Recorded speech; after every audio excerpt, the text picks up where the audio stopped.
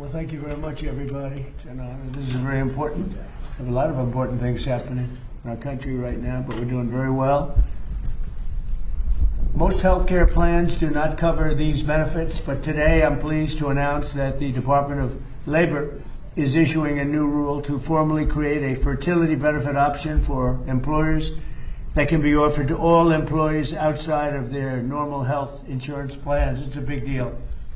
They were not properly taken care of. Katie Britt knows that better than anybody. That's right, sir. Who called me and said, I must say I shouldn't admit this, but the first time I really heard about the fertility was through Katie. She said, sir, we have to do something. And I'm a quick study, so I learned everything there is to learn in about 3 or 4 minutes. That's right. And I became the father of fertility. That is true. No, it just made a lot of sense to me. She explained it well. And I hope you tell that story, what happened to you, that you were virtually attacked with a bad ruling from a court. They gave a very bad ruling, as you remember, in Alabama. Yeah, but you stepped in and saved the day and made sure that we had nationwide access to IVF. And have done so much since then, and we're so grateful. We had something passed within 2 days after That's that. right. So That's it's exactly really pretty right. amazing. You don't see that happen very often. But this will be supplemental option available to those who need it, much like vision or dental insurance, so we're bringing it right down into the mainstream. By offering coverage for care at every step, the fertility journey is a very interesting one, very complex it was, and we're making it much simpler. This will hopefully reduce the number of couples who ultimately need to resort to IVF because challenges can be identified and addressed very early in the process. This is a new benefit. This is a benefit that so many people have called me about. I mean, it's incredible. Oz and Bobby, I can tell you, we speak about it a lot. So many people have called me about we have to do this. They've been waiting for it for a long time. But this is a new benefit or an option that will be a major help for millions of American moms that will result in more beautiful American babies. We like that. To further reduce the cost of fertility care, my administration has negotiated unprecedented most favored nation agreements with all of the world's leading pharmaceutical companies and nations. You think that was easy? That was not easy. The nations in particular, I tell you. I had to challenge them with tariffs. You don't want to give us what you want? I'm putting tariffs on your nation. Sir, we'll give it to you immediately. Which actually, you think Biden could do that? I don't think so. Nor did he try, Bobby, right? They didn't even try. He did not. They never tried anything. One drug commonly used in IVF has gone from, as an example, $966 to $168, a difference of 500%. This is the most incredible thing. It's not talked about by the fake news. It's sad because it's the biggest thing to happen. I think we're getting drug prices, prescription drug prices down by 400 or 500%. Or depending on the way you want to phrase the question, you could say 400, 500, 600% Oz. And you could also say 80%, 70%, etc. It all depends on the way you phrase the question. I like the 500 better. And since we launched that website just a few months ago, it's called trumprx.gov. It's through the roof. Is that a correct statement, Oz? And by the way, you tell them that was your idea to call it Trump. It wasn't mine. The president did not propose that name, but everyone else thought it was a great idea. It is working spectacularly well, incredibly effective at so many things. That there's not an American around buying a medication who should not check trumprx.gov first. We propose, Mr. President, it's going to save us $600 billion over the next decade, the kinds of savings we're going to achieve from the most favored nation drug pricing that Secretary Kennedy organized. And the media doesn't write about it. If a Democrat proposed it, it'd be front page news every day for the rest of your life. The media, they don't want to write about it. Think of it. We're reducing drug prices by 500, 600%, or 80%, or 75%. Anyway, it's all about the phrasing of the question. And the media doesn't write about it. It's amazing. It's so sad. It's so biased. And that's why the media, their approval rating went down just today, 12%. You're at 12%. That's why I got elected with 97% bad stories. I won in a landslide because you have no credibility. So I wish the media would write about it. It's probably the biggest story. Certainly it's got to be maybe the biggest story in medicine, if you think. I mean, where you get drug reduction prices of 60, 70, 80%. A pill that costs a $10 in Germany. It costs in New York City, costs $130, $140. Now the pill's going to go to $20 in Germany and $20 for us. So in other words, we're going to have the lowest prices anywhere in the world. And we can't get a story about it. They won't write it. It's the biggest medical story there is, and we cannot get a story about it. I think I'm going to ask Walmart for a little help if you don't mind. Because you people say you get very good. You get very good publicity. I think if you could explain the trick, and let me know. But since we launched the website just a few months ago, over 19,000 Americans have used those fertility medicines and discounts and saved more than $15 million just in a short period of time, a matter of weeks. The Council of Economic Advisors projects that the number will rise to $4.6 billion over a fairly small number of years. Nobody's ever seen anything like this. And we had to get the countries. First, we had to get the companies.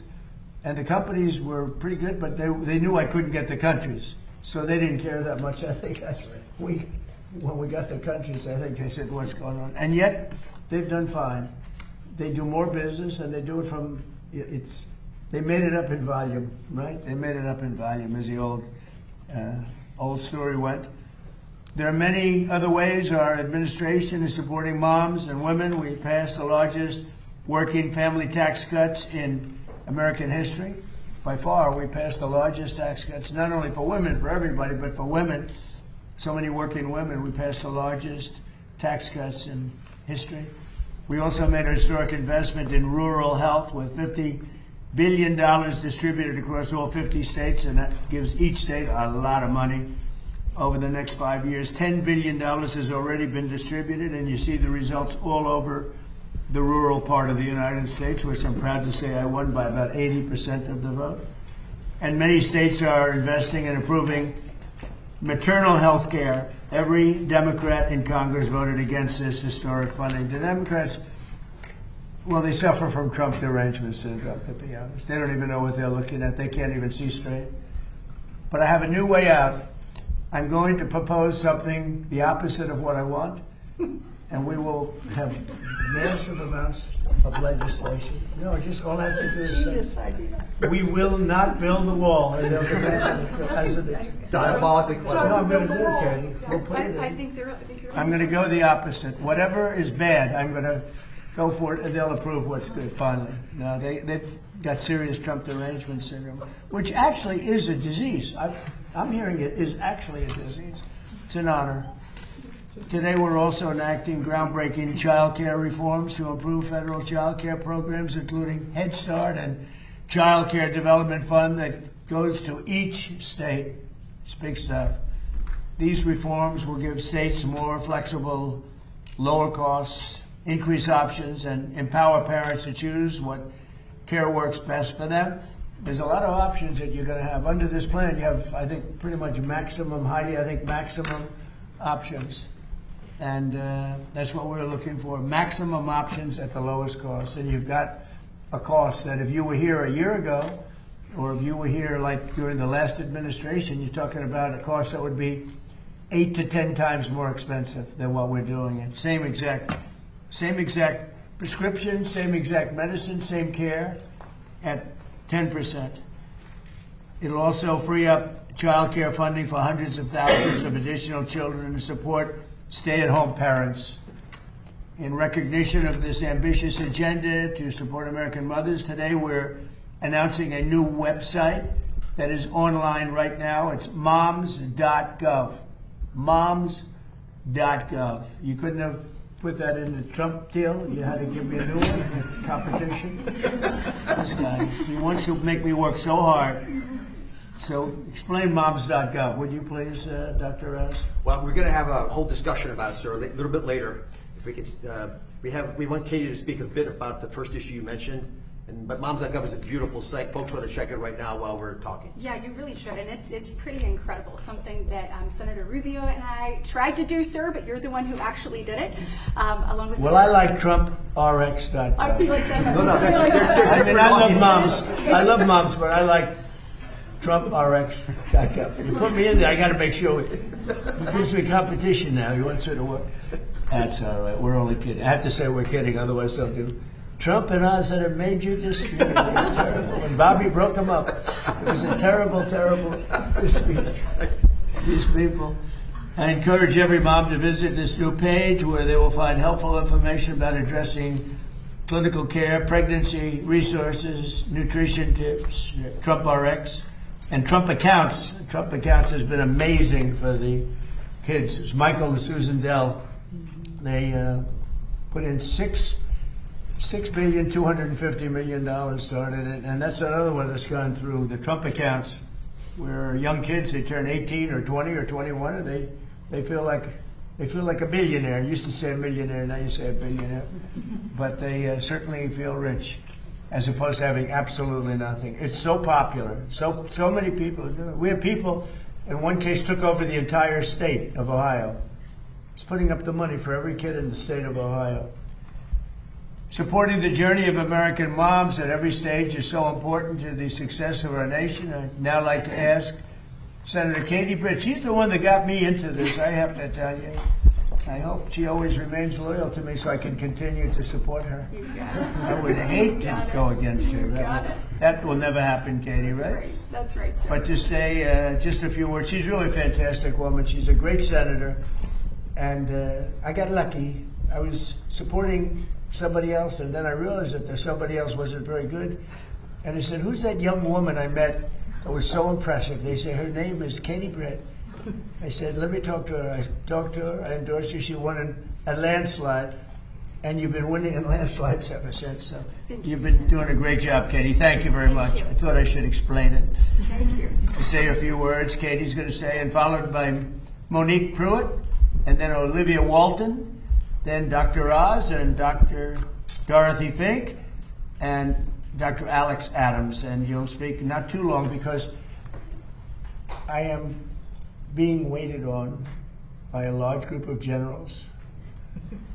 And that's also important, you know, having to do with the absolutely lovely country of Iran. That's the way they pronounce it. Well, we will get started then. Okay. Mr. President, thank you for your work.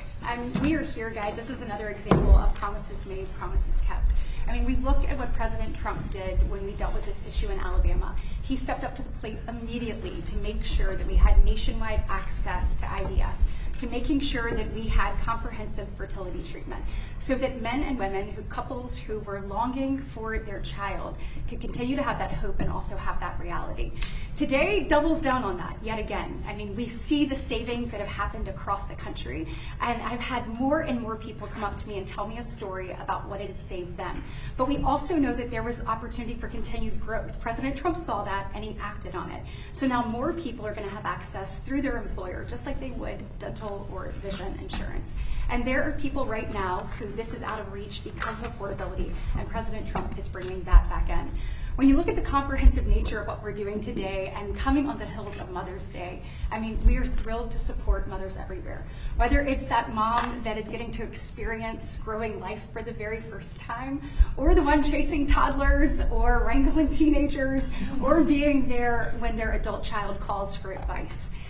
Moms are the heartbeats of our families, our communities, and our country. President Trump knows that, and he's made sure we've created a comprehensive culture of life. That's what you see right now with moms.gov. Moms.gov was something that then Senator Rubio and I talked about doing with Senator Kramer and now Senator Schmidt, but of course, President Trump is actually the one that put it into action. It supports moms through the prenatal, postpartum, and early childhood development stages of motherhood. Also, as we tackle rural health, look, I stand up here in front of you not only as a mom of two, but also as someone who lives in the great state of Alabama, where about 28% of women live in a maternal care desert. The work that we did in the Working Families Tax Cuts, guys, that hits it head on. We have an opportunity now to reach those who haven't been reached.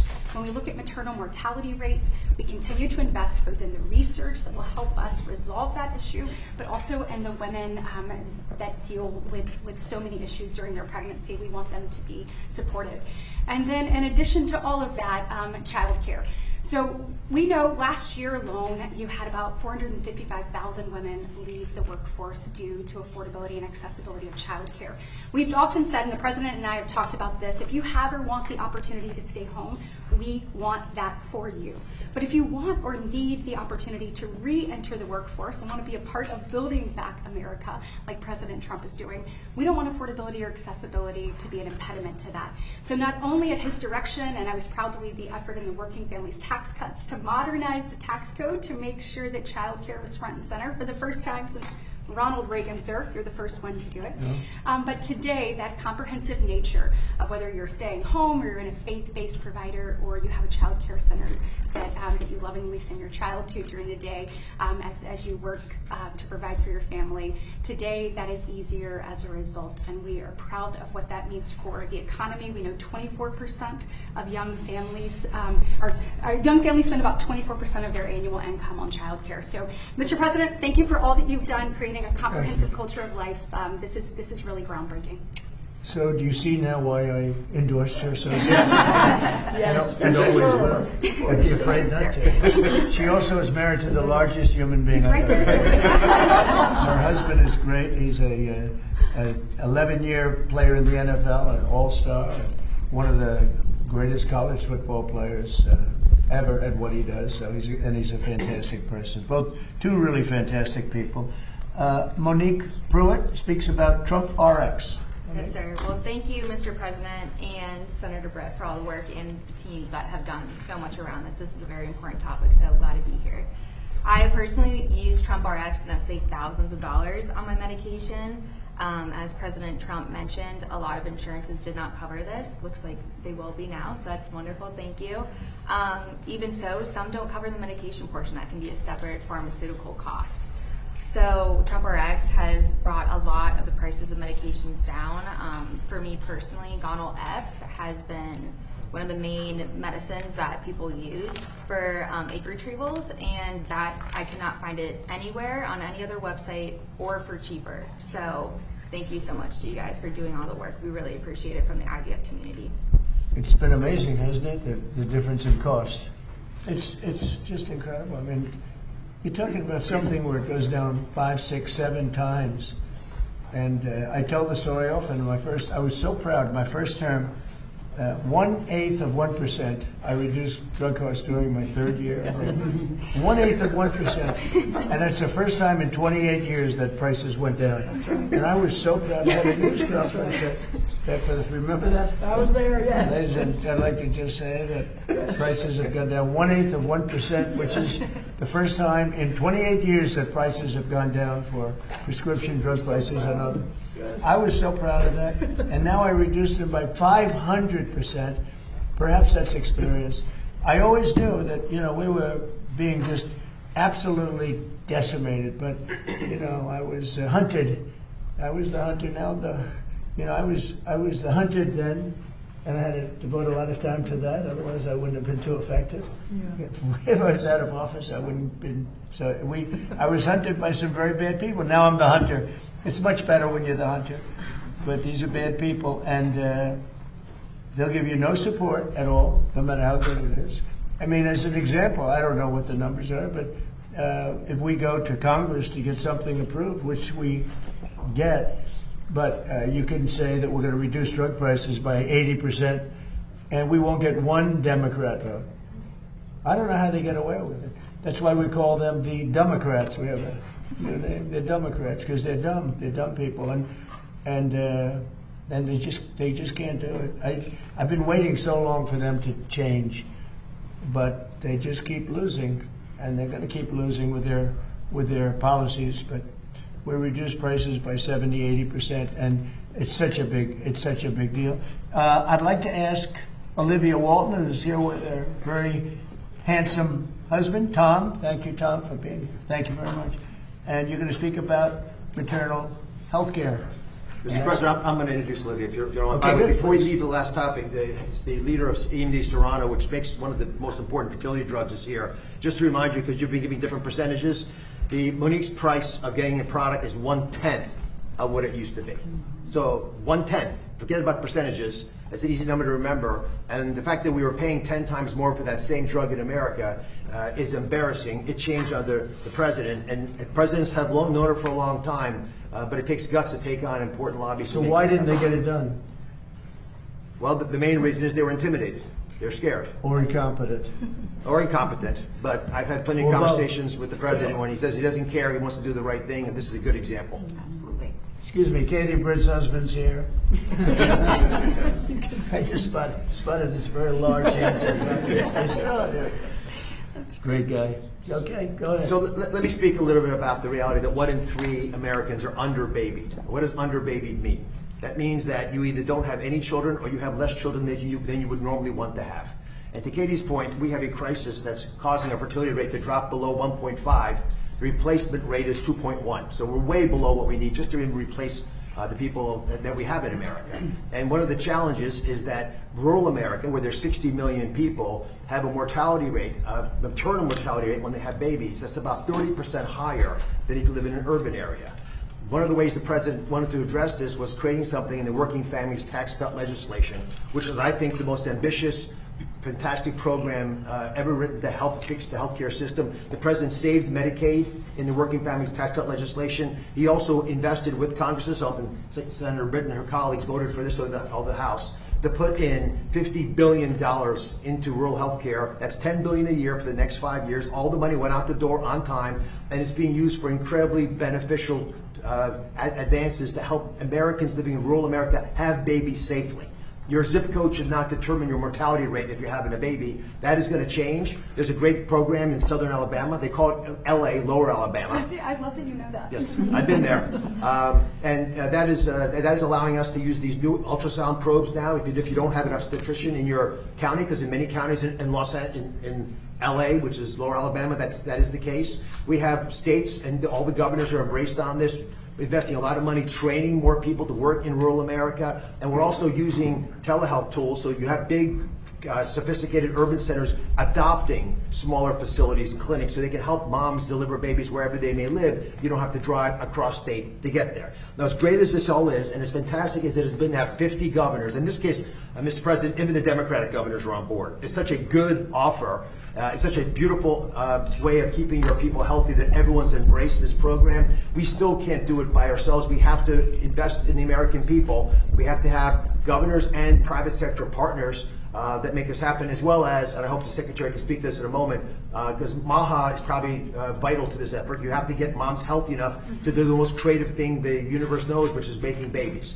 So maybe you can take the message around the private sector involvement and how you and your family have gotten involved in this and led the way, and maybe we can talk about MAHA afterwards. Sure, I would love to. And first, thank you so much, Mr. President. Thank you, Dr. Oz, and thank you, Secretary Kennedy. Thank all of you for making maternal health really a national priority. It's an honor to be here today with all of you. This $50 billion in rural health funds, this really represents a transformative opportunity to invest in maternal health care. And in fact, it's what's given us the confidence to launch Healthy Moms, Healthy Babies America, which is our campaign. It is bipartisan. Dr. Oz is right. Democratic governors across the country are also very interested in doing this. We have a simple goal. We want to cut the U.S. maternal death rate in half in 5 years. That sounds audacious, but I am confident we can do it. I am confident because we have the federal leadership, because President Trump wants to make America the best place to have a baby. I'm confident because we now have this $50 billion, money that's already going out to the states that we can actually leverage to pay for some of this. And I'm confident because honestly, we know how to fix this. The vast majority of infant and maternal death is preventable. We know the solutions. Maternal health is rural health. You heard the numbers from Dr. Oz. I'm here today as a mother from Arkansas. I have 3 young kids. I live in a very rural state, and I'm thrilled to say Governor Sanders is taking maternal health head on and has made some incredible progress. But in rural America, it is hard to have a baby right now. It is hard to get care. We have moms driving for hours to get to the OB. Most moms don't have the time to do that, and a lot of moms don't have the money to do that either. And then after they have the baby, they're not going back for any kind of checkup. For those of you who know, who've had a baby, what's the standard of care? They say, come back in 6 weeks. It's not a good idea. You all know how precarious those precious few weeks are. You need help sooner than that. And by the way, not all this care has to be done by an OB. It can be done with doulas and nurses and midwives, folks in your community. They can work with the doctor. As Dr. Oz said, there is virtual care. The solutions really do exist, and now is the time to get serious about this stuff and scale it. So we are uniting business leaders with policymakers, healthcare providers, faith leaders. We believe there's a great opportunity for faith leaders to play a bigger role in taking care of babies postpartum. And I'm just grateful to be here. I really believe, I know you're meeting with the generals, and we appreciate you keeping our country safe. Investing in maternal health care is the most strategic investment we can make in the future of American prosperity. So thank you. Hey, Tom, she did very well. What do you think? I'd give her a 10, maybe a 12. I'll give her 12 better. So when is she running for office? You know, the nice thing, I was just listening, as Olivia was saying, she's so respected, and she doesn't need this. She doesn't need to come here and go, and she goes around and checks hospitals and does things. She really doesn't need it at all. She could be doing anything she wants, anything. And I think it's fantastic. And thank you very much. Very kind. Thank you very much. Thank you, sir. Really beautiful. Okay, we have Dr. Fink. Oh, yes, right here. Dr. Fink, how are you? So good to see you. Nice to see you. Go ahead. Well, thank you, Mr. President, for your ongoing support of maternal and infant health. We recognize that the health of women and mothers are so deeply interconnected. That's why we launched the Perinatal Improvement Collaborative during the first Trump administration, an effort that has continued to this day to improve health outcomes for moms and babies. Through this nationwide network of hospitals, we are using real data and proven clinical practices to protect mothers and newborns. In the Perinatal Improvement Collaborative hospitals, we have reduced maternal mortality by 41.5%, which is truly incredible. And this is compared with the 5.9% decline in benchmark hospitals over the same period of time. Our goal is to have every hospital in America doing this, and we're thrilled to be partnering with Heartland Forward to make this happen. We really want every woman to have a healthy delivery and a healthy baby, and to make the United States the healthiest place in the world to give birth. Okay. Yes, and I'll also add in that you all and the Trump administration have taken historic steps to really strengthen support for American mothers and families. With the launch of moms.gov, we're highlighting all of the policy achievements that both you, President Trump, and Secretary Kennedy have advanced to support moms and babies. Moms.gov is a first-of-its-kind resource that offers all sorts of guidance and information to support the health and well-being of mothers and their families. Moms.gov also really helps support expecting parents who are navigating difficult or unexpected pregnancies. We are committed to supporting women's health throughout motherhood and at every stage of life. Supporting women's health is not just a policy, it's a promise. We know that healthy mothers help build healthy families, and that healthy families build a healthy America. So I want to thank you, Mr. President, Secretary Kennedy, and everyone here for your support of women's health. Thank you, Doctor, very much. Thank you. Well done. It's well done. Dr. Adams, please, about childcare.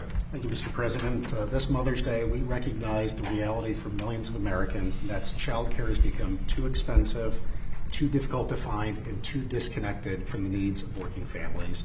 For years, Washington's answer has always been the same: more bureaucracy, more mandates, and higher costs for everyone. President Trump, you are taking a different approach. Under your leadership, we're advancing a child care reform package that puts parents back in charge. And we're going to do three primary things. First, we're restoring parental choice. That means bringing faith-based providers back to the table, and it means recognizing the vital role played by home-based providers, relatives, and parents who choose to stay home during the earliest years of their children's lives. Second, we are cutting unnecessary red tape that forced providers to close, limited access to care, and made it harder for working families to find the support they needed. We're moving away from one-size-fits-all federal mandates and instead empowering parents to meet their child's unique needs.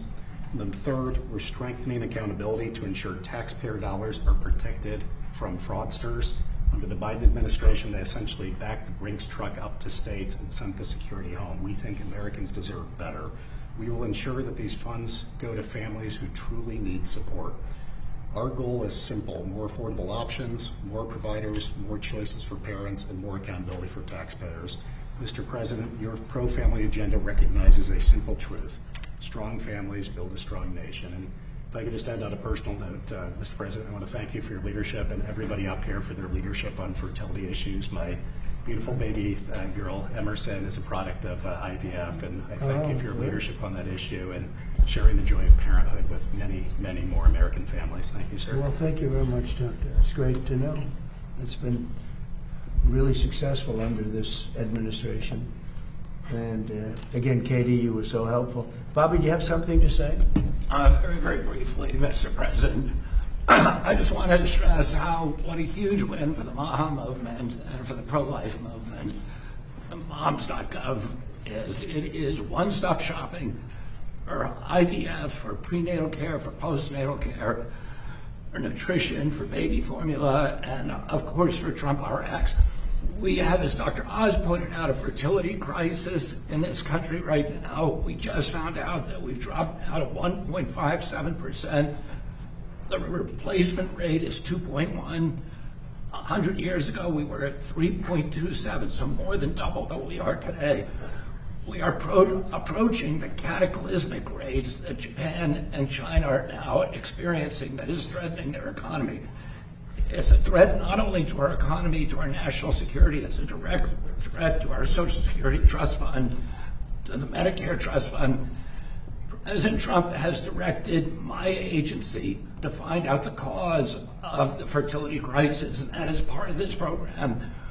We're looking at the impact of metabolic challenges, which directly affect fertility, of obesity, which affects fertility, of endocrine disruptors, of pesticides, of this toxic soup that our young women are walking around today to try to figure it out. The fertility crisis for women began in 2007. For men in 1970, men had twice the sperm count as our teenagers do today. This is an existential crisis for our country. We had a series of presidents that were trying to discourage childbirth and motherhood in this country. We now have a president that is trying to encourage it, and I want to thank you again for your leadership. Thank you very much, Bobby. And there's another word, autism, that we're very much involved with. And I have my own ideas, but Oz and Bobby and everybody, they're really focused on it very hard. I think in a certain way, I would like you to look at the payment schedules, Bobby, because I think it's very skewed because of the payment schedules. You understand what I mean? Yes. We're bringing you some ideas. I think it Mr. has to President. be. I think it's crazy. I think that's what's happening.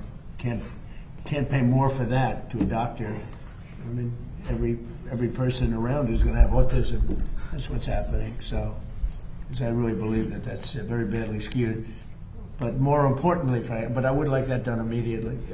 But more importantly, I think that some great progress has been made as to why, what is this thing that's happening all over the world, but here, what is it? What's going on? And there has to be something because it spiked so much over the last 10 years. It's spiked over the last 15 years. It's gone up many, many times. And I think it's a very important thing to mention. I mention it all the time, having to do with other subjects, and then I bring in autism. Anything having to do with medical, I always bring in autism. On another topic, we're looking very seriously at natural 7-OH and getting that approved, natural 7-OH. And we'll take a look at that very strongly. I think Oz and everybody were looking to see if we can do something there. A lot of people are asking for it. And thank you very much for the work on that. And with that, do you have any questions? Mr. President, you mentioned that you were at the meeting with the generals on Iran. You rejected a deal from Iran over the weekend. Can you tell us anything about that proposal and what, if any, effort will be made to break this deal? It was just unacceptable. A lot of people said, well, does he have a plan? Yeah, of course they do have the best plan ever. I mean, Iran has been defeated militarily, totally. They have a little left. They probably built up during this period of time. We'll knock that out in about a day. But I have a plan. It is a very simple plan. I don't know why you don't say it like it is. Iran cannot have a nuclear weapon. They're very dangerous. They're very volatile. It's a terrible thing that's happened over there. They've killed 42,000 people in the last 2 months. 42,000. At least that's what we know of. 42,000 people. They killed numerous people over the last week, but they killed 42,000 people a month and a half ago. They were unarmed protesters, not at all violent protesters. And they started taking them out, shooting them. So we're not going to let them. That's the plan. You know, people say, what's the plan? The plan is very simple. The blockade, first of all, was a part of military genius, just like Venezuela was military genius. We have the greatest military of the world by far. And we're stocked up with great ammunition. We have much better stuff than we did 2 months ago when we first did the attack, which knocked them for a loop. But very simple. Iran cannot have a nuclear weapon. Can't have it. And if they did have it, the Middle East would be gone, Israel would be gone, and they'd hit Europe probably next. We're doing the service to the world. And this has gone on for 47 years. Other presidents and leaders of other countries that have the power should have done it, but they didn't do it. But it's a very simple plan. Iran cannot have a nuclear weapon, and they won't have a nuclear weapon, and they didn't want to go that far. If you can believe it, they didn't. How stupid. Are they stupid people?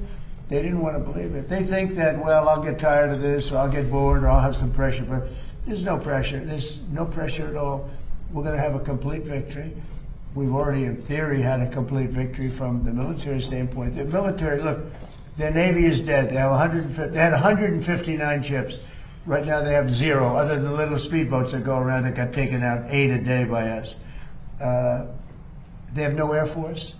They have no anti-aircraft. Now, they probably put the shoulder jobs into service over the last 3 weeks, probably. But essentially, they have no anti-aircraft. They have no radar. And frankly, their leaders have been killed at the first level, second level, and half at the third level. And then they come back and they want to negotiate, and they give us it's a stupid proposal. And nobody would take it, although Obama would have taken it, Biden would have taken it. What they took was far worse. So we stopped them twice. We stopped them when I terminated the worst deal probably ever made in the history of our country in terms of defense. That was the Iran nuclear deal penned by Barack Hussein Obama. That would have given Iran a nuclear weapon within a year.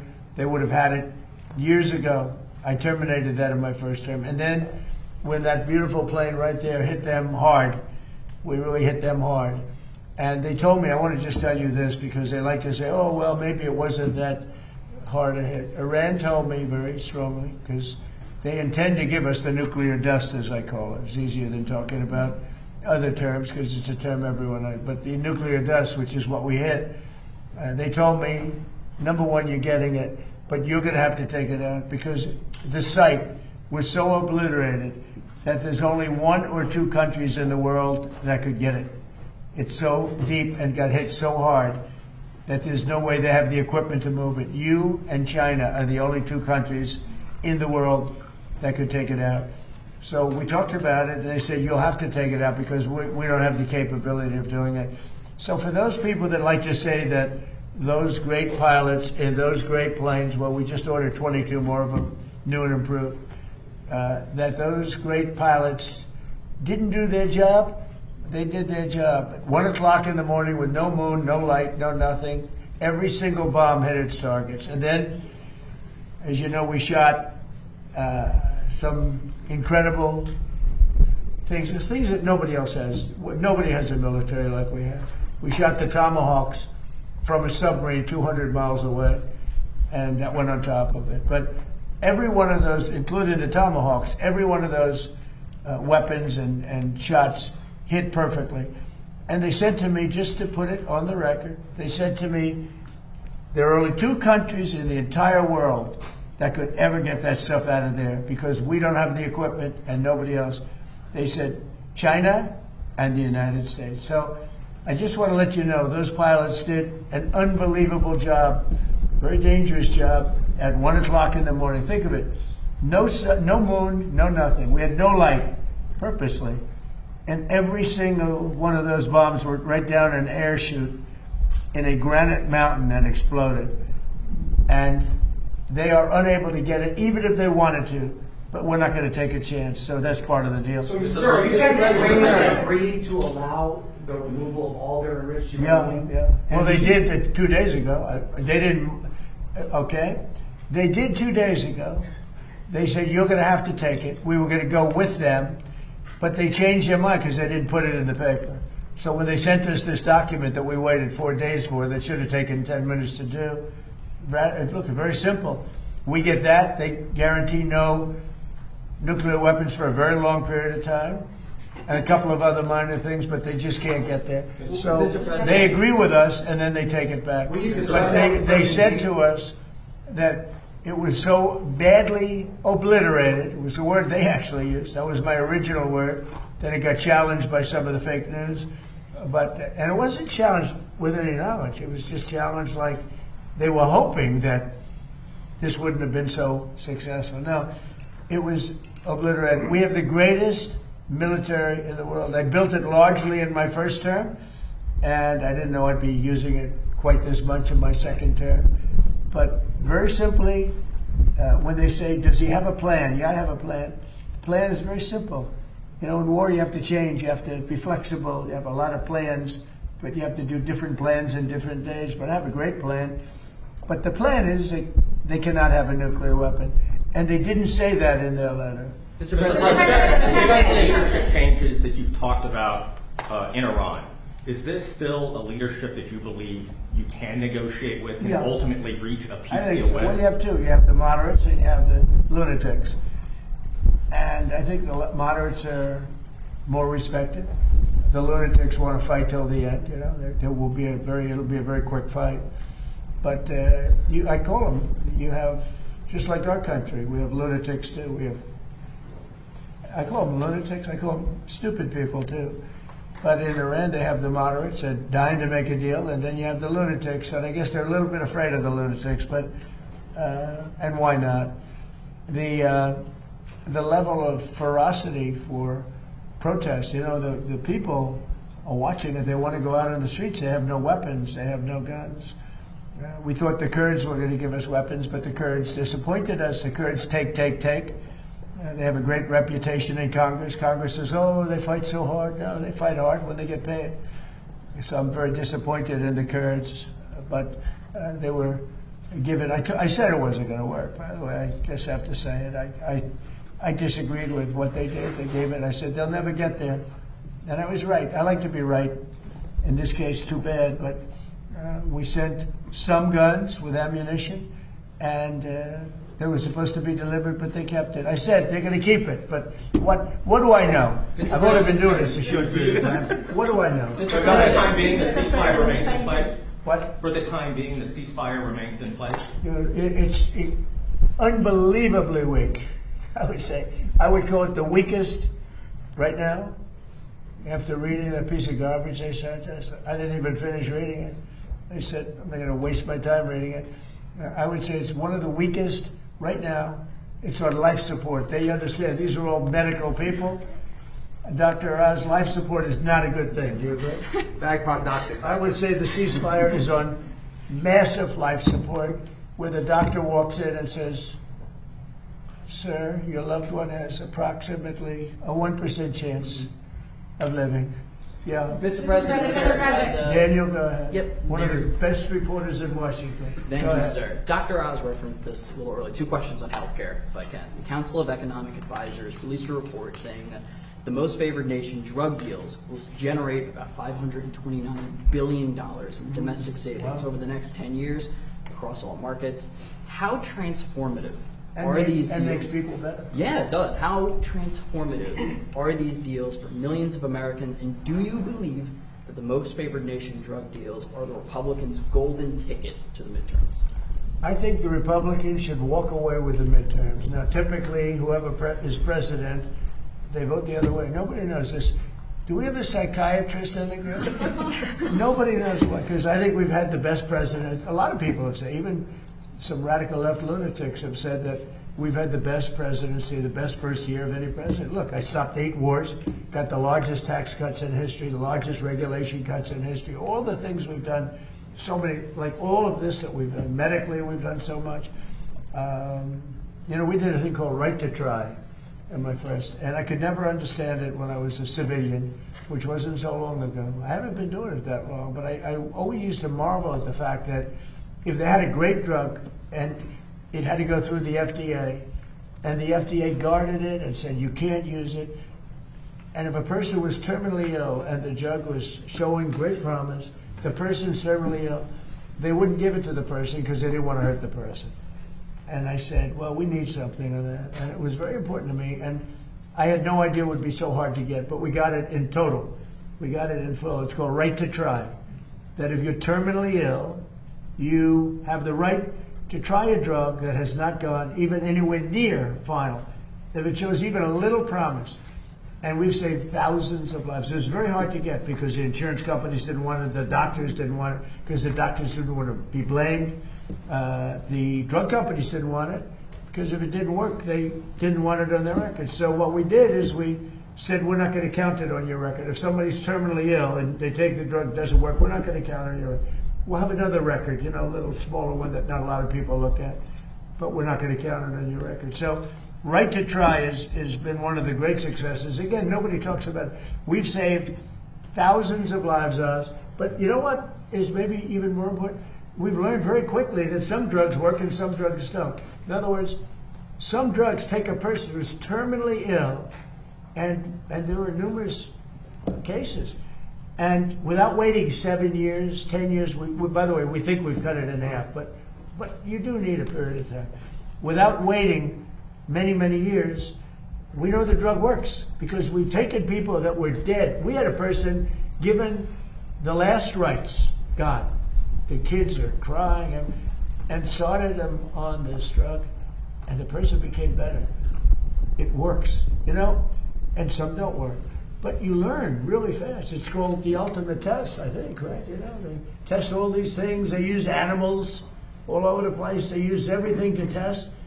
The person's going to die. So they didn't want it because they didn't want to be sued for, the drug companies didn't want to be sued if it didn't work. The country didn't want to be sued. So I got everybody into a room and I said, we're going to do this, but if anybody uses it, they have to sign a document. They sign a very strong document that they're not going to sue the doctor. They're not going to sue the country. They're not going to sue the manufacturer, the pharmaceutical company. They're not going to sue anybody, but we're going to give it a shot. It has been, Right to Try has been so successful. It's been amazing. Nobody talks about it, but everyone knows how successful. Mr. President, there was a young man that we visited on, actually in Los Angeles, who was taking advantage of this program. Katie actually spoke to him by phone. It's from Alabama. That he reached out to you directly, and this is the same program that benefited him. And just to put numbers on the Council of Economic Advisors, it's between 500 and whatever it was, 30 million that you said, and $700 billion in savings. So we estimate $600 billion in total savings, and the impact on the American people, Mr. President, is 1 in 3 Americans leave a drugstore without their medication because they can't afford it. Even though they got a doctor's prescription, they know they can make a difference in their lives. That will no longer happen with the most favored nation drug pricing. And we're giving drugs like which, as you call it, the fat shot, the weight loss drugs to all beneficiaries of Medicare. Every senior in America can get them for $50 starting on July 1st. These are just inconceivably good prices, and they're so good, in fact, that we actually save the taxpayer money by reducing the downstream effects of obesity, diabetes, and hypertension. Mr. President, all possible because you took brave action. And again, the quick question we should be asking ourselves is why didn't this happen a decade ago? Katie, what do you think about that young man? That he has a new lease on hope, and it's because of you. I talked to his parents, and they said, we feel so good about our country that we literally have the President and Dr. Oz and Secretary Kennedy doing everything possible to give our son a fighting chance. They said before, no one was listening, but you, Mr. President, took action. And Will Roberts, he is such a great young man. Well, Right He's to Try inspired is, so many people. Nobody talks about We're it. with him. Thousands of people, but it's also like this incredible laboratory of people they're finished, they're terminally ill, they're not going to live, and we weren't given, and this went on for years. This went on, Madam Secretary, you're doing such a good job with prices, agriculture. How's the beef doing? We got to get the beef down. We're working on it. It's the only thing, we got to get the beef down. But It's becoming more affordable. this was so incredible because, and I marveled at it for 30 years. Let's say why? I'd have friends that were terminally ill. You'd meet people. They were really in bad shape. They weren't going to make it. And they couldn't get a drug that looked like it was going to work. They couldn't get it. They asked me to get it. You have contacts. Could you get it? You couldn't get it. You go to jail if you get it. And they're going to die. They'd die 3 weeks later, 4 weeks later. And we're saving a lot of people that were gone, that were terminally ill. And what we're doing is producing almost immediately. You can almost immediately approve these drugs. But it was very, look, legally it was a disaster because everybody would be sued. The problem is somebody would die and then they blame the drug and then the drug company gets sued, the doctors, the country gets sued. A member of the family goes crazy and you're settling for millions of dollars because you killed somebody that was going to be dead in 2 weeks. So I did that and I'm very proud of it. The other thing, doctor mentioned the fat drug. So think of it. $87 it would sell in London and $1,300 in New York for the exact same box made, I won't name the company, made by the same company in the same facility. $87 in London, $87 in Heidelberg, $87 in Paris, $1,370 in New York. And this went on for a long time. And I want to say, he could be a famous guy. He's begging me not to release his name. He's a very highly neurotic, very fat, sort of a fat slob, I would call him. But he's a brilliant man. We know many of those people. He's a brilliant guy, actually. But he said, President, what the hell's going on here? He didn't need the money. He's rich as hell. But he just couldn't understand why he had to pay so little in London. He went to London, and he couldn't understand it. He said, this is crazy. And it actually motivated me in a certain way because he was very smart. He did a study. He actually sent his people, and he traced this medicine, and he found out it was, the box here is the same box as he had in New York. It was made in the same plant, and it cost 10 times more here than it did in London. And that there are worse stories than that. And I said, that's it. It's over. We're going to do it. That got me really motivated. He's begging me not to release his name because he is a well-known person. And I so destroyed his reputation in terms of his physicality that he just doesn't want me. I said, you've had a big impact on medicine because you got to be better than any normal person could have, He said, no, I don't want to. Okay, yeah, please. Yeah. What do you hope to get out of the summit in China, and how much has the war in Iran changed the agenda? Look, I have a great relationship with President Xi. We're doing a lot of business, but it's smart business. We used to be taken advantage of for years with our previous presidents, and now we're doing great with China. We make a lot of money with China. I have a great relationship with President Xi. And I think you can see that with the fact that in Hormuz, they get a big percentage, 40% of their oil from Hormuz. There's been no ships coming in, no nasty ships coming in that we end up in skirmishes with. He'd like to see it get done. He doesn't want to see, I'll tell you what, look, I respect him a lot, and hopefully he respects me. He didn't respect our previous government, that I can tell you. The guy couldn't talk. It was ridiculous how that ever happened. Our country was hurt so badly the last 4 years. I say it all the time. It was the king of Saudi Arabia, but everybody says we were a dead country a year and a half ago, and now we're the hottest country anywhere in the world. And you know that better than anybody. You see that. Olivia sees that. You see it in the numbers. Look at the numbers. Look at the stock market. The stock market is now higher than it was when this war started. So I thought that would go down 20-25%. It was fine. I'm willing to say a terrible expression. Take a bullet. It's a terrible expression, especially when it's used by me. But I am. I'm willing to take a bullet for the country. And I said, look, the stock market's going to go down, but we're going to have a threat of lunatics having a nuclear weapon. I deal with them. I say it to them. I say, you people are crazy. I deal with them. They talk differently. I say, you're crazy. You're crazy people. You're nuts. You're not having a nuclear weapon. They think they can talk me into it, and they don't do very well with it. But they know how I feel. They can't have a nuclear weapon. They would use it within an hour after getting it. if the Obama deal wasn't terminated by me, they would have had it 6 years ago. And they would have used it immediately on Israel and also the rest of the Middle East. You saw that when they started shooting rockets. Nobody thought Saudi Arabia and Qatar and UAE were going to get hit, or Kuwait, Bahrain. I think it was a tremendous strategic mistake, and they wasted those missiles. We have the Patriots that knocked them down every time. You know, I told the story. We were shot at one of our great assets, happened to be a ship, great ship. 111 missiles going at very high rates of speed, sophisticated equipment. And, you know, that's all they did is build missiles, thousands of missiles. Who does this except for people that are looking for trouble? We had 111 shot at one of our ships over a very short period of time. Out of 111 missiles going at 3,000 miles an hour, all 111 missiles were knocked down into the ocean long prior to arriving at the target. And the coolest guys are the guys that do this. You know, they're not brawn, they're brain. They sit there, missile shot. You got to see it happening. Missiles coming. They got like about 13 seconds to make a decision. It's not like, gee, let's figure it out. They make a wrong calculation. You know, you lose them. A lot of men and a lot of $1 billion times 10 ships.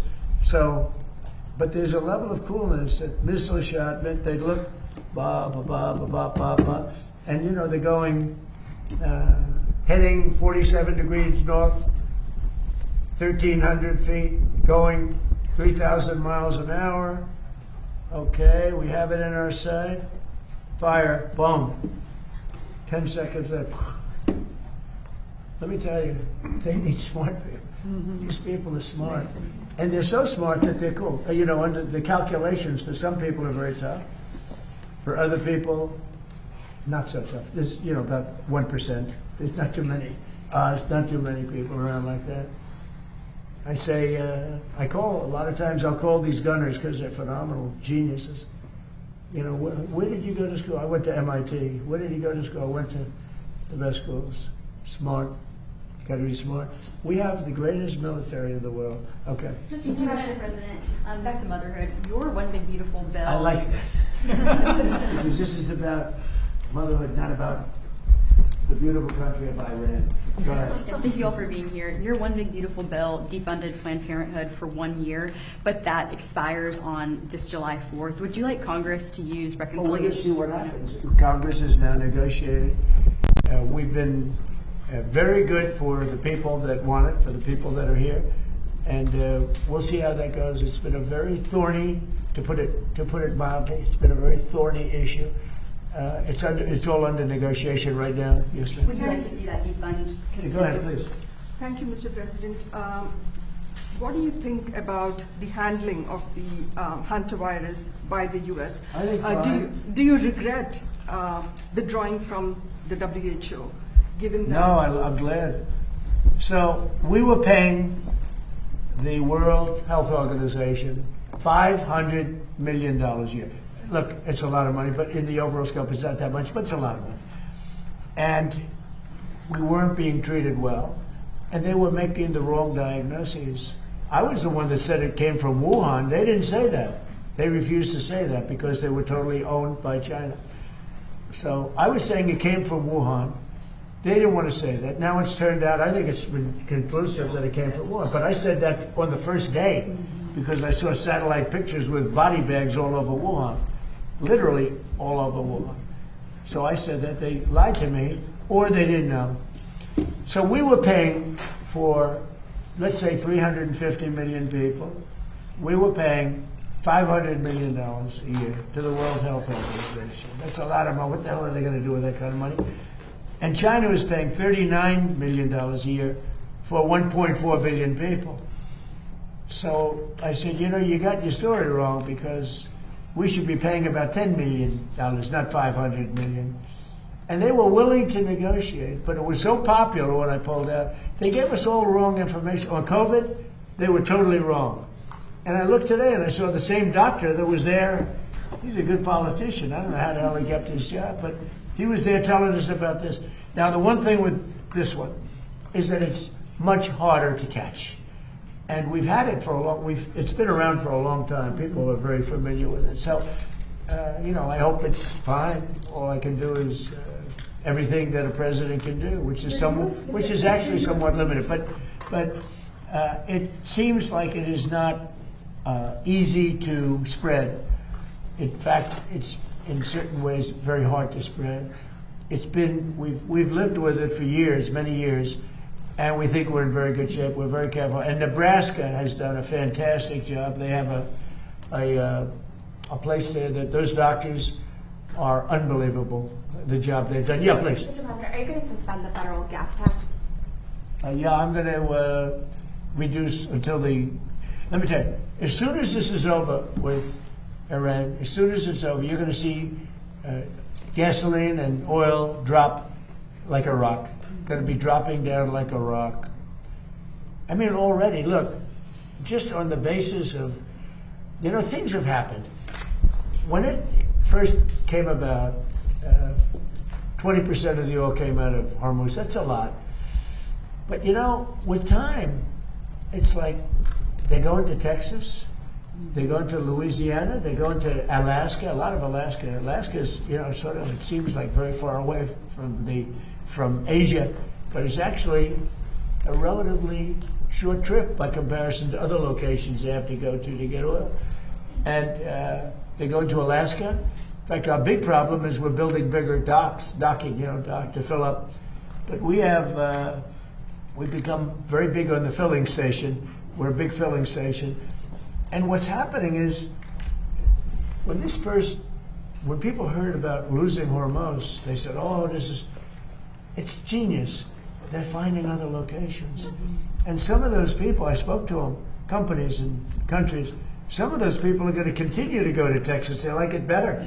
They said it's an extra 45 minutes. They like it better.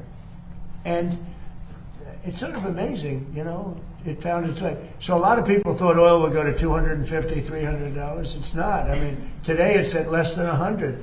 Think of that. Now, when this ends, you're going to see it drop like a rock. How long are you going to suspend that tax for then? Till it's appropriate, yeah. It's a small percentage, but it's still money. Mr. President, do you still believe a diplomatic solution is possible with Iran, or do you only have military options left? No, I think it's very possible. Look, I've had to deal with them 4 or 5 times. They change their mind. They're very dishonorable people. The leadership. Don't forget it's the 3rd level. The 1st level is gone. They were unreasonable. The 2nd level was more reasonable. The 3rd level, nobody wants to be president, They say, who wants to be president? There's nobody raises their hand, But they change their mind. I've had that in business many times. The mind changes, you call them. These people that you make a deal, and then the next day they send you a document that takes 5 days to get there when it should have been there in 20 minutes. It's a pretty simple document.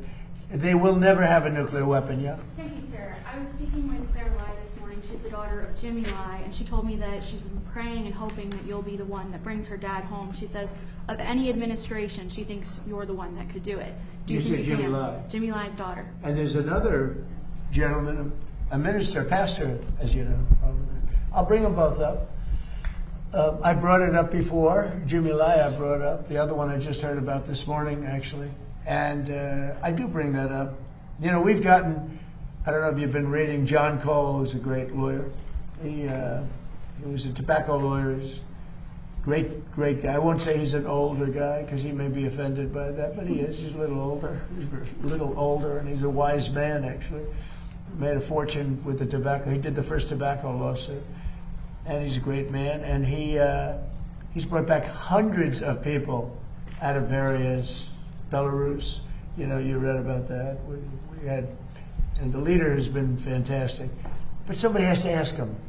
Biden never asked, we asked. And we're getting hundreds of people out of confinement and prisons that shouldn't be there, and hundreds, and many of them aren't even citizens of the United States. They're people that have been captured in some form, ministers, and people that are really innocent people, and they're being held captive. And I bring up Jimmy Lai. Now, Jimmy Lai, he caused a lot of bedlam. I don't know. It's like saying to me, if Comey ever went to jail, would you let him out? It might be a hard one for me.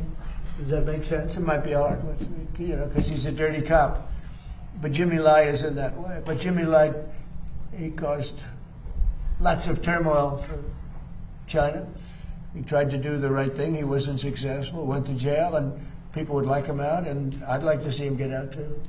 So I'll bring him up again. I have brought him up.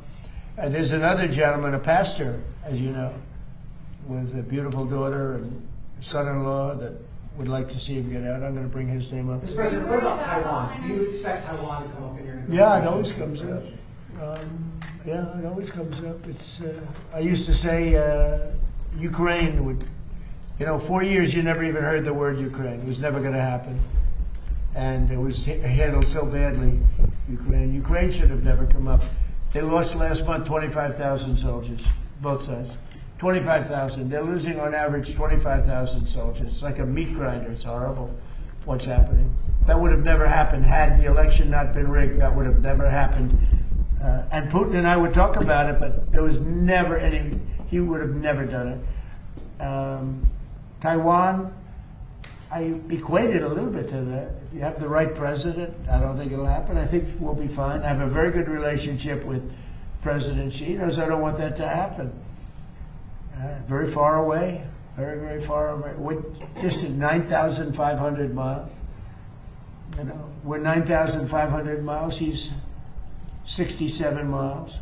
It's a little bit of a difference, but there's a lot of support for Taiwan from Japan and from countries from that area. Do you think we should still be selling them weapons? The United States should Well, still be I'm going to selling have that weapons to discussion with President Xi.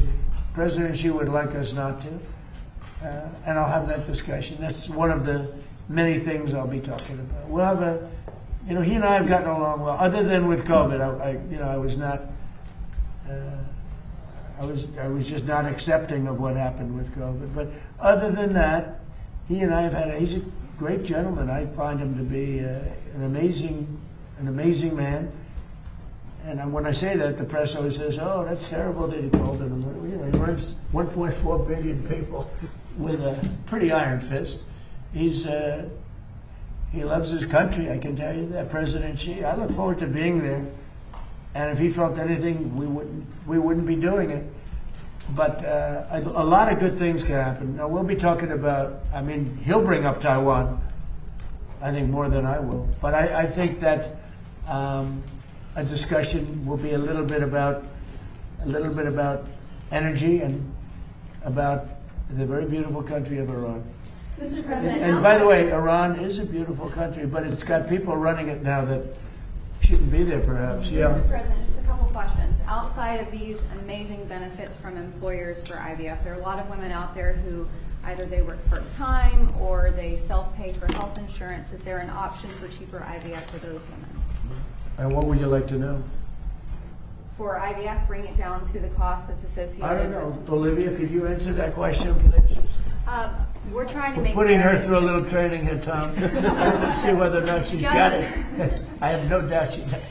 Go ahead. Just a softball from the president. At Healthy Moms, Healthy Babies America, let's give this one to Olivia. we are focused on making America the safest and best place to have a baby. The IVF question, I think you'd probably be better hit by Senator Britt and Dr. Fink and others. Yeah, so what we're trying to do is obviously make sure that people have greater access and affordability goes down. We did that obviously with what you saw from the president last year and the two different announcements he made. We've seen, over, thousands of people have more access with regards to affordability. I think we've saved about $15 billion, but we know that this is going to go up to the tunes of billions of dollars with what we're doing here. With being able to allow employers to do this, we think it will ultimately drive down to each and every person. So that is the point. The more that people are able, we want to get, as Secretary Kennedy said, we want to get to root causes as well. So we want to make sure that we are treating the entire issue, not just putting a Band-Aid on it and moving on. We want people who want to bring life into the world to have that opportunity. We do believe that this will do that. So a combination of allowing this to be available, but then also the affordability element. I think it's down, as he said, I mean, some of these drugs down 80% from a year ago, some down 40% over a year ago. So it's a really exciting time, and we do think that this will ultimately be able to reach all Americans. But a lot of people don't realize it's available. I spoke to people, they don't know about the Trump, they don't know about any of these things that, you know, where you're saving so much money, where they can actually afford it. You know, when you get prices down to just a tiny fraction of what they used to be, that's one of the reasons I don't need it for myself. I get enough publicity. But I needed to inform the public. A lot of people, like your question's a good question, but a lot of people don't know IVF and so many other things that could help them, that they assume it's so expensive, it's not within their price range, and they're not going to be able to afford it or even think about it. And then they hear about these numbers, and in addition, there's some help that we give them beyond even the low numbers. Mr. President, only 1 in 3 Americans know what TrumpRx.gov does. It would be a great service. I know he kids you a lot about this not getting reported on appropriately, but there is no excuse to buy a drug in America and not check TrumpRx.gov just to make sure you're getting the best price. Just think of it as a transparency site. And sir, we've got tens of millions of people who are going to it, but you know there's hundreds of millions of Americans. So we have got to get Americans to realize. You mentioned fertility. Fertility drugs are probably a third of the cost of the entire process. For those to drop by 90% dramatically changes the equation. And they're private companies who are now taking advantage of the whole group of individuals who can get access to fertility medications and the treatments that go with them. And as the services get better, we make them more affordable, we'll have more Trump babies. Yeah, and we hope that that lays the groundwork, though, so that anyone has an ability to receive these. And also remember, this is all on moms.gov as well. Yeah. I mean, that's one thing we're trying to do is make sure that we are pushing people to all of these resources, because when you either want to have a child or you find out you have a child, you know, sometimes that's a very exciting thing. Sometimes, you know, you're a little overwhelmed. We want all of those resources to be in one spot so that we can help these women in their journey to motherhood. And when people hear how inexpensive it is relative, you know, they can't even think about it. Now all of a sudden they say, I can afford that. And they get help also in affording it. There are ways of getting help to afford even those low prices. How about one more last question, please? Thank you, Mr. President. What do you say to infectious diseases experts who say they are worried the country may not be prepared to deal with something like hantavirus because of all the HHS, you know, funding and staffing cuts? Well, I think we take care of that. Do you want to answer that? It's just not true. Jay Bhattacharya has taken this task on. Secretary Kennedy is involved with them. You can speak to perhaps even better than, frankly, best in the room. But the country is prepared, and the CDC is focused on it, and the agency is well aware of the opportunities to actually treat this problem, not just try to prevent it in the future, but treat it if it happens now. Secretary? Yeah, I mean, we've had CDC teams on it from day one. I was speaking with the University of Nebraska since the second day of the outbreak. I was speaking with Governor Billen of Nebraska. We had a CDC team at Tenerife. We had airplanes ready to take the patients, the 17 patients, off the vessel and transport. 2 of them went to Atlanta. One of those was symptomatic. They're in a biocontainment lab in Atlanta. The other 16 are now in Nebraska. One of them is symptomatic. He is in the biocontainment lab.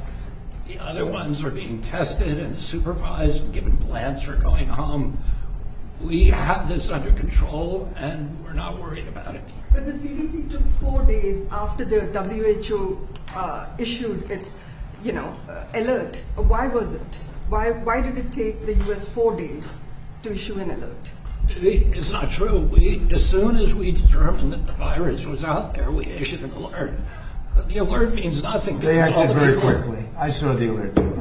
Give me a break. They acted very, very quickly, and it looks like, and can't bet anybody's life on it, but it looks like it's just a disease that we've had around in a very small way for a long time. Not a good one to catch because, it's a very severe disease if you catch it, but it's very hard to catch. Daniel, did you have a question? One last one. Senator Burt mentioned the website moms.gov. One of the policies that's on there are the Trump accounts, right? They're getting ready to go live this summer. When you speak to young parents, this is one of the policies they repeatedly bring up about how impactful it will be for them. Can you just talk about why Americans need to know about this and how important it is for younger parents to give their kids a head start? So we've done more for young parents, I guess. So way you could say it. It's a great, beautiful term. But we've done more for young parents than any administration ever in history, and we're going to continue to do so. This is, look at the people up here. They're all like brilliant. I'm one of the young ones, you know. I'm a similar age to all of you. Very similar. I feel the same as them. I actually feel more so. You know, I don't know what this is. I feel the same as I did 50 years ago. Yeah. It's crazy. Someday there'll be a day when that won't happen. I'll let Bobby and Oz know, you know? It's not quite the same. But I feel literally the same. I don't know why. It's not because I eat the best foods. Maybe they are the best foods. Who knows what the best foods are? Maybe junk food is good and the other food is no good. I know people that eat the best food. They go to a restaurant, they have celery, and I don't want, and I'll have steak and everything else. And I say, how you doing? Well, it's over for me at a young age. Right? And all they do is watch it. I know many, many people that all they do is watch their weight, their this, their that, and they kick the bucket. And here we are. I feel great. Thank you, Daniel. Thank you very much, everybody. Have a good time. Thank you, Press. Pulitzer Prize, by the way. Thank you, Pulitzer Prize. Thank you, Press. Thank you, Press. That was a- Thank you, guys. Thank you.